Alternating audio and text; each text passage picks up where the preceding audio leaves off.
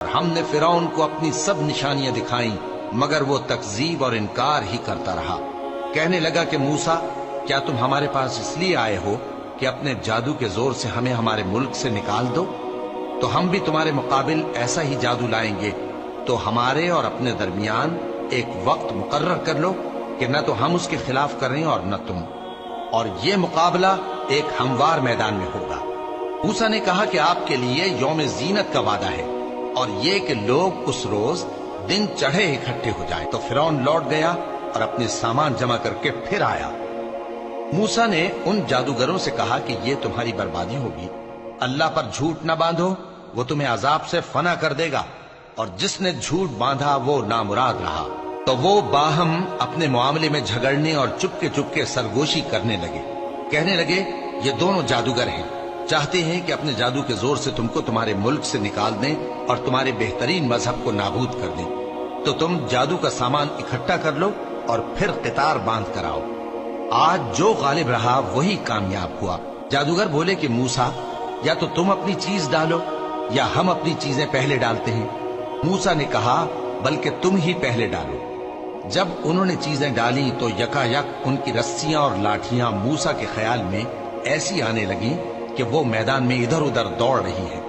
اس وقت موسیٰ نے اپنے دل میں خوف محسوس کیا۔ ہم نے کہا، خوف نہ کرو، بلا شبہ تم ہی غالب رہو گے، اور جو چیز یعنی لاٹھی تمہارے داہنے ہاتھ میں ہے اسے ڈال دو، کہ جو کچھ انہوں نے بنایا ہے اس کو وہ نگل جائے گی۔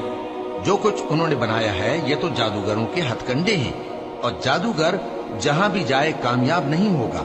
اس پر جادوگر سجدے میں گر پڑے، کہنے لگے کہ ہم موسیٰ اور ہارون کے پروردگار پر ایمان لائے۔ فرعون بولا کہ پیشتر اس کے کہ میں تمہیں اجازت دوں تم اس پر ایمان لے آئے؟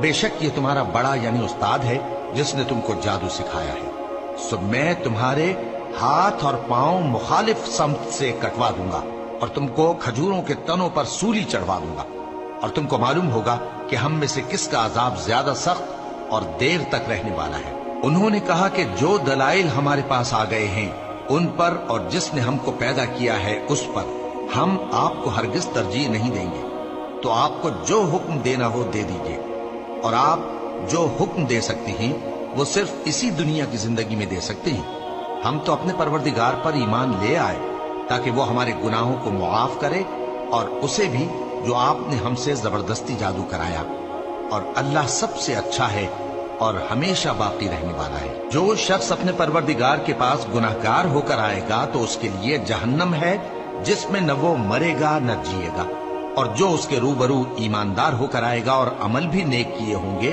تو ایسے لوگوں کے لیے اونچے اونچے درجے ہیں، یعنی ہمیشہ رہنے کے باغ جن کے نیچے نہریں بہ رہی ہیں، ہمیشہ ان میں رہیں گے، اور یہ اس شخص کا بدلہ ہے جو پاک ہوا۔